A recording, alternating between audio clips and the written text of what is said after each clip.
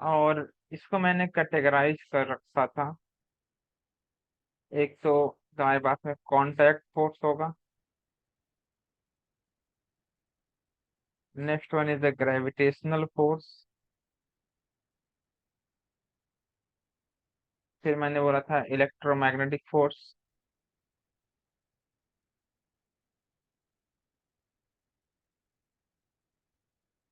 और ऐसे तुम बोल सकते हो न्यूक्लियर फोर्स, यानी कि जो वीक फोर्स होता है वो भी है। चौथे यहाँ पर लिख देना न्यूक्लियर फोर्स।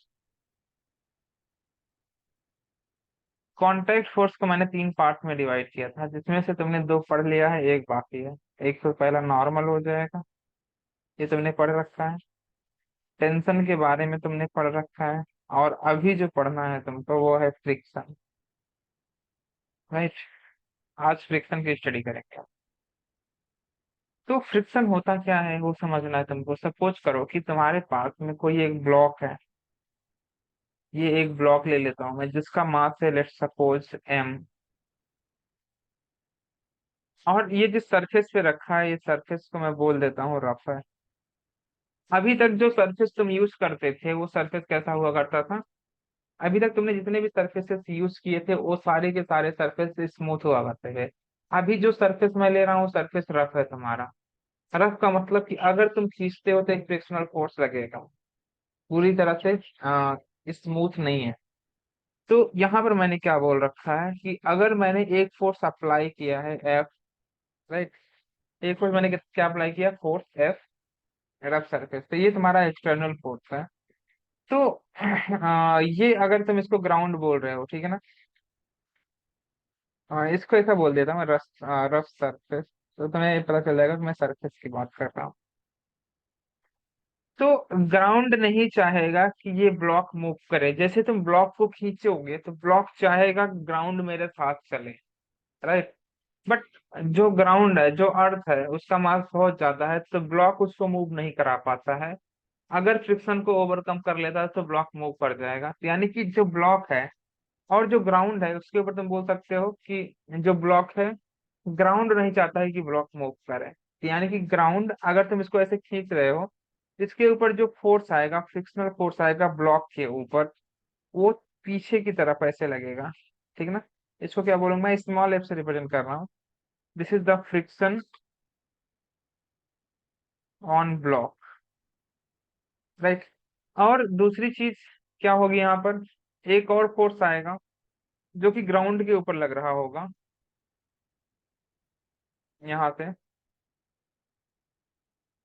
F G. तो ये तुम्हारा होगा फ्रिक्शन ऑन ग्राउंड, जो ब्लॉक लगाएगा। फ्रिक्शन ऑन ग्राउंड, क्योंकि हम लोग एफबीडी बनाएंगे हमेशा ब्लॉक की, तो हमें इस फोर्स से हमेशा लेना देना रहता है, इस फोर्स से लेना देना नहीं होता है। ठीक है ना। तो एक लाइन जरूर लिख देना यहाँ पर। क्या लिखोगे? Friction opposes, friction opposes the relative motion. Friction opposes the relative motion between two block.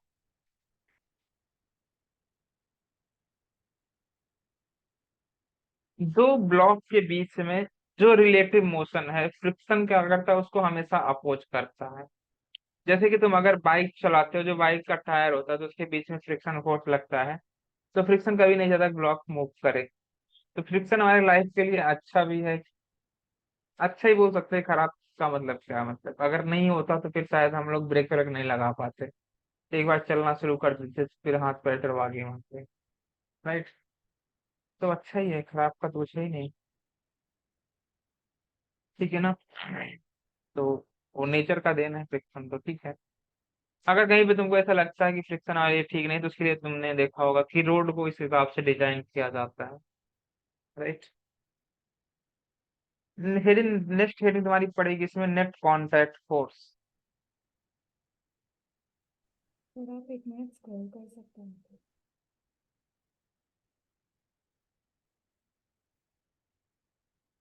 लिखो जल्दी से।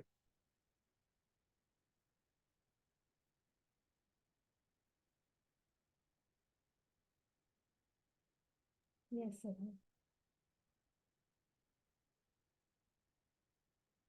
फिर डाल देना तुम लोग नेट कांटेक्ट फोर्स। सपोज करो कि मेरे पास में एक ब्लॉक है जिसका मास है m, और ये सरफेस फिर से रफ है। अभी जितने भी सरफेस मैं लूंगा सारे के सारे सरफेस रफ होंगे। और फिर मैंने यहाँ पर एक फोर्स अप्लाई किया है, कैपिटल F। राइट। एक नॉर्मल फोर्स देखिए यहाँ पर ऊपर की तरफ एक्ट करेगा, mg नीचे लगता है। राइट। एंड जो फ्रिक्शन फोर्स होगा, अभी जैसा कि मैंने बताया, अगर तुमने फोर्स ऐसे लगाया तो फ्रिक्शन फोर्स पीछे की तरफ लगेगा। ठीक है ना। और जो नेट कांटेक्ट फोर्स है उसको मैं लिख रहा हूँ एफ सी। इसको क्या लिख रहा हूँ मैं? F c. और इस एफ सी को बोलते हैं नेट कांटेक्ट फोर्स।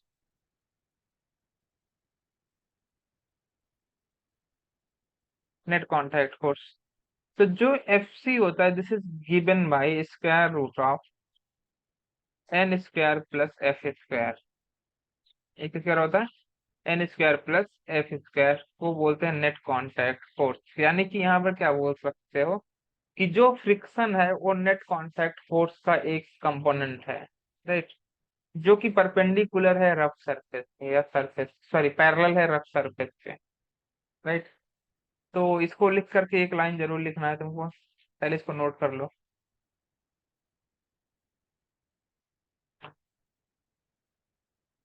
नोट करोगे जल्दी से?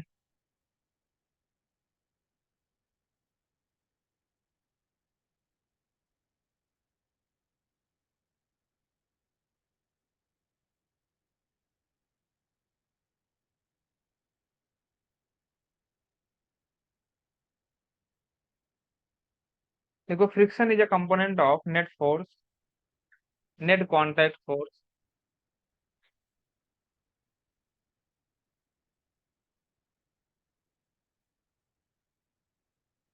Friction is a component of net contact force which acts parallel to the contact surface, which act parallel to the contact surface, which act parallel to the contact surface। Next heading पड़ेगी तुम्हारी type of friction.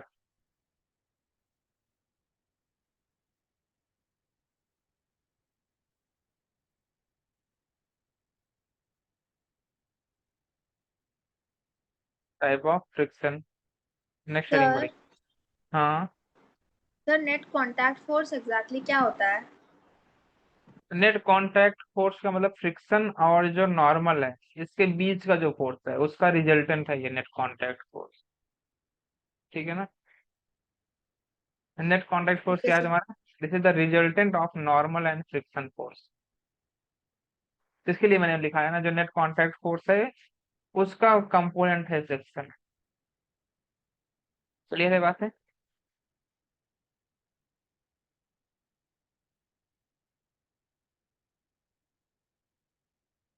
फिर ला लोगे type of friction. तो जो हमारे पास friction है वो मैं लिख सकता हूँ थ्री टाइप या फोर टाइप्स का हो सकता है। पहला तुम्हारे पास में स्टैटिक, स्टैटिक फ्रिक्शन। दूसरा लिमिटिंग है। Next one kinetic friction. And last one is the rolling friction. मैंने यहाँ पे फ्रिक्शन को चार पार्ट में कैटेगराइज किया है। स्टैटिक फ्रिक्शन क्या होगा? स्टैटिक फ्रिक्शन का मतलब कि कोई भी अभी रिलेटिव मोशन नहीं है, नो रिलेटिव मोशन। मतलब ब्लॉक रेस्ट पे है। राइट। बट तुमने फोर्स लगाया है, फ्रिक्शन की वजह से मूव नहीं कर रहा, ऐसा है। और लिमिटिंग का मतलब क्या है? Relative motion, relative motion is just about to start.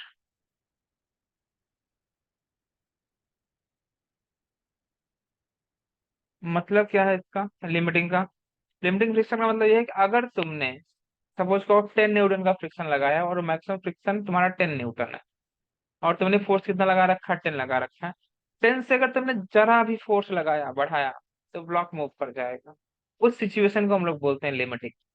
और काइनेटिक का मतलब क्या हुआ? काइनेटिक का मतलब ये हुआ कि relative motion between the blocks start हो चुका है, मतलब ब्लॉक अभी मूव कर चुका है, राइट। तो रिलेटिव मोशन स्टार्टेड। और रोलिंग रोलिंग फ्रिक्शन का ये तुम पढ़ोगे रोटेशनल डायनामिक्स में, अभी यहाँ भी इसका कुछ मतलब है, इधर सिखाया जाएगा रोटेशनल डायनामिक्स, ठीक है ना। तो अब इसमें तुम्हारा पहला हेडिंग पड़ेगा स्टैटिक फ्रिक्शन, पहली हेडिंग डाल देता हूँ।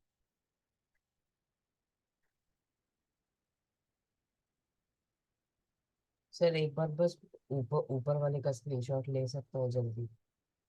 ठीक है अभी तक। सर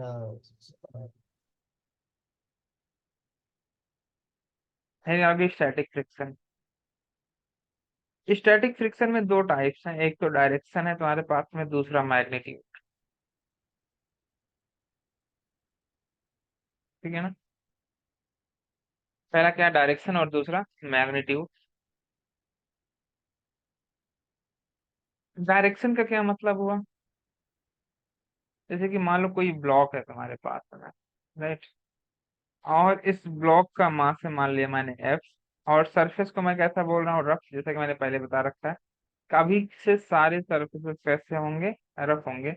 मैंने एक फोर्स यहाँ पे अप्लाई किया एफ, ये एक्सटर्नल फोर्स है तुम्हारा, तो फ्रिक्शन किधर लगेगा, पीछे की तरफ, राइट। ये तुम्हारे पास में मैंने मान लिया स्टैटिक फ्रिक्शन के लिए मैंने एस एस लिख रहा हूँ, राइट। तो जो स्टैटिक फ्रिक्शन होता है, यहाँ पे जो कोफिशिएंट ऑफ फ्रिक्शन होता है उसको बोलते हैं म्यू। क्या बोला जाता है उसे, म्यू एस बोल देता हूँ। और ये म्यू एस क्या है, कोफिशिएंट ऑफ स्टैटिक फ्रिक्शन। क्या बोला जाता है इसको, कोफिशिएंट ऑफ स्टैटिक फ्रिक्शन। इसका क्या मतलब होगा, तो म्यू तुमको बताएगा कौन सा सरफेस कितना ज्यादा रफ है, वो म्यू डिसाइड करता है, ठीक है ना। क्लियर है। और जो म्यू की वैल्यू होती है 0 से 1 के बीच में रहेगी हमेशा, अगर 0 है तो मतलब सरफेस स्मूथ हो गया, 1 का मतलब बहुत ज्यादा फ्रिक्शन है। तो जो स्टैटिक फ्रिक्शन होता है, this is given by mu s into normal n. N क्या है तुम्हारा यहाँ पर, नॉर्मल फोर्स, राइट। इतना नोट कर लो तुम। सर ये स्टैटिक फ्रिक्शन का वैल्यू देगा वो मैग्नीट्यूड। वैल्यू दिया रहेगा, हाँ तुम जल्दी से स्क्रीन शॉट ले सकते हो।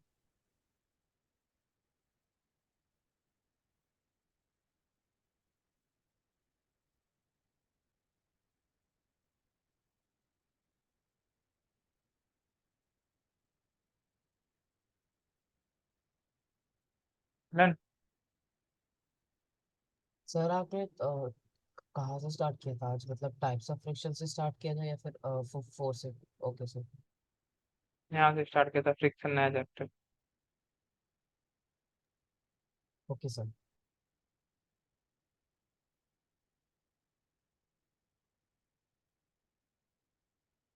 Done.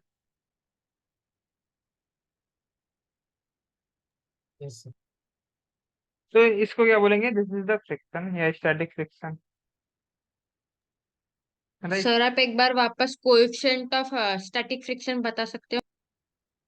Coefficient of static friction वो क्वेश्चंस में गिवन रहेगा, उसका मतलब ये होता है कोई भी सरफेस कितना ज्यादा रफ है वो बताता है म्यू, ठीक है ना। मैं समझे कि नहीं, कोई भी ओके चीज सर। कितना रफ है वो म्यू डिसाइड करेगा। Okay sir. हम्म। और कोई ऐसा एग्जांपल अगर मैं तुमको बताऊं, आप भी कर सकते हैं, मतलब बेसिकली प्रॉपर्टी बताता है वो, ठीक है ना, सरफेस की प्योर प्रॉपर्टी है वो, या कोर प्रॉपर्टी बोल। जैसे एक एग्जांपल ये है, एक एग्जांपल और अगर मैं लूँ, देख यहाँ पर इंक्लाइन का, सर थोड़ा सा ऊपर कर सकते हैं? ये थीटा है एंगल, और यहाँ पर एक कोई ब्लॉक है जिसका मास है एम, ठीक। और ये सरफेस भी तुम्हारा कैसा है, ये सरफेस इज रफ, ये रफ सरफेस है, तो बहुत ध्यान से देखो। अगर क्या mg नीचे की तरफ एक्ट करेगा, mg का एक कंपोनेंट ऐसे और एक कंपोनेंट ऐसे, ये एंगल हो जाएगा थीटा, किसको बोलोगे तुम, mg cos थीटा, और इसको बोलोगे mg sin थीटा। तो जो फ्रिक्शन फोर्स होगा वो पीछे की तरफ लगेगा, F, right, static friction.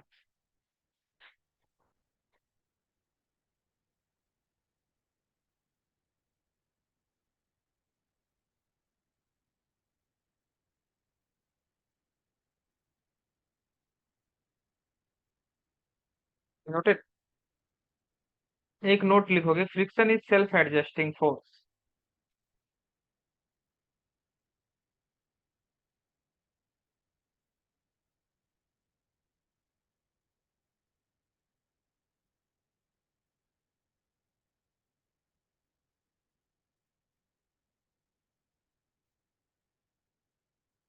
Note करके लिखोगे, friction is a self adjusting force, मतलब कि अपने आप को एडजस्ट करता रहता है। जैसे कि एक एग्जांपल लेकर के मैं समझा रहा हूँ। मान लो तुम्हारे पास में एक 5 kg का ब्लॉक है।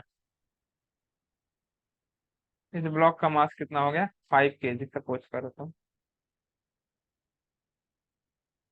और मैंने एक फोर्स यहाँ पर अप्लाई किया है, कैपिटल एफ।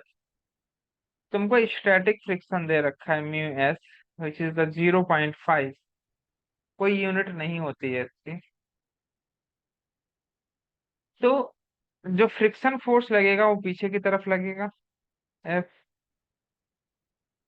तो यहाँ पर मैक्सिमम फ्रिक्शन कितना होगा, ये मैंने क्या बोला कि ये होता है म्यू एस इंटू एन के। तो नीचे देखो mg लगेगा जो कि 50 न्यूटन होगा, ऊपर की तरफ नॉर्मल लगेगा। तो यहाँ से तुम क्या बोल सकते हो कि एन की वैल्यू आ गई 50 न्यूटन। तो जो मैक्सिमम फ्रिक्शन होगा वो हो जाएगा 0.5 इंटू 50, तो ये हो जाएगा 25 न्यूटन। फ्रिक्शन की भी यूनिट न्यूटन ही होती है। तो this is the maximum friction,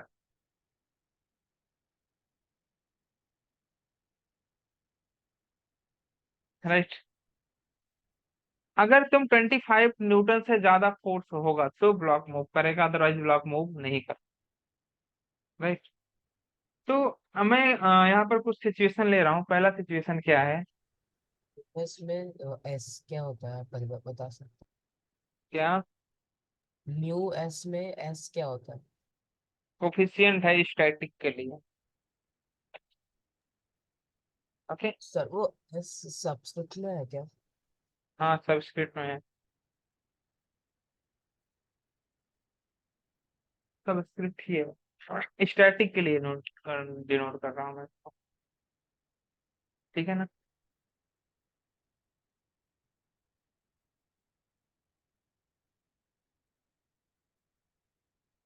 तो मीएस हो गया तुम्हारा coefficient of static friction, S subscript है इसका। हाँ, यहाँ पे पहला केस क्या ले रहा मैं, अगर सपोज करो कि जो तुम्हारे पास में फोर्स है वो तूने लिया 0 न्यूटन, तो फ्रिक्शन कितना आएगा, 0 न्यूटन। सेकंड केस में मैंने फोर्स लिया है और इस सिचुएशन में एक्सीलरेशन 0 होगा, ब्लॉक मूव नहीं करेगा। दूसरे केस में मैंने फोर्स लगाया यहाँ पर 5 न्यूटन, फ्रिक्शन फोर्स कितना आएगा तुम्हारा, 5 न्यूटन, ब्लॉक मूव नहीं करेगा क्योंकि तुमने 5 न्यूटन का फोर्स लगाया। और मैक्सिमम फ्रिक्शन कितना है, 25 न्यूटन। तो जब तक तुम 25 न्यूटन से ज्यादा फोर्स नहीं लगाओगे तो ब्लॉक मूव ही नहीं करेगा, समझे कि नहीं। 5 न्यूटन फोर्स लगाया, 5 न्यूटन फोर्स तुम्हारा लॉस हो गया, वो फ्रिक्शन के फॉर्म में, फ्रिक्शन उसको खा गया, तो ब्लॉक मूव ही नहीं किया, राइट। सो थर्ड केस क्या है, मैंने मान लिया फोर्स को लगाया मैंने 15 न्यूटन। इस केस में फ्रिक्शन कितना आएगा, 15 न्यूटन, एक्सीलरेशन 0, अभी ब्लॉक मूव नहीं किया। फोर्थ केस मैंने फ्रिक्शन फोर्स ले लिया, सपोज करो 20 न्यूटन, और अभी फ्रिक्शन कितना आया, 20 न्यूटन, ब्लॉक अभी भी मूव नहीं किया। नेक्स्ट केस में मैंने फ्रिक्शन ले लिया 25 न्यूटन, फ्रिक्शन कितना हो जाएगा अभी, 25 न्यूटन, ब्लॉक अभी भी मूव नहीं किया। लेकिन ये लिमिटिंग कंडीशन होगा, राइट। अब इससे ज्यादा अगर तुमने फोर्स लगाओगे तो ब्लॉक मूव कर सकता है। जैसे कि मान लिया अभी नेक्स्ट केस में मैंने फोर्स ले लिया 25.0001 न्यूटन। अभी फ्रिक्शन फोर्स कितना आएगा? 25 newton, but acceleration is not equal to 0। Block move कर जाएगा।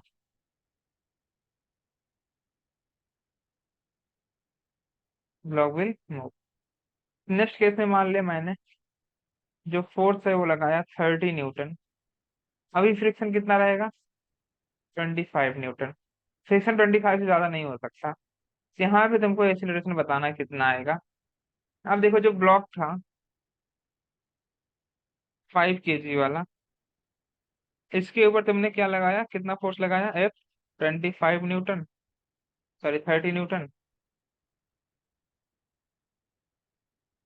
और फ्रिक्शन फोर्स पीछे की तरफ लग रहा है, जो मैक्सिमम फ्रिक्शन है वो 25 न्यूटन है।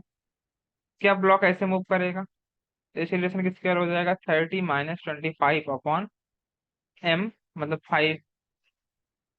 तो 5/5 = 1 मीटर पर सेकेंड स्क्वायर एक्सीलरेशन होगा यहाँ पर। एक्सीलरेशन कितना आ जाएगा? 1 मीटर पर सेकेंड स्क्वायर। तो इस तरह से कैलकुलेट कर सकते हो। नोट करो इसको जल्दी से।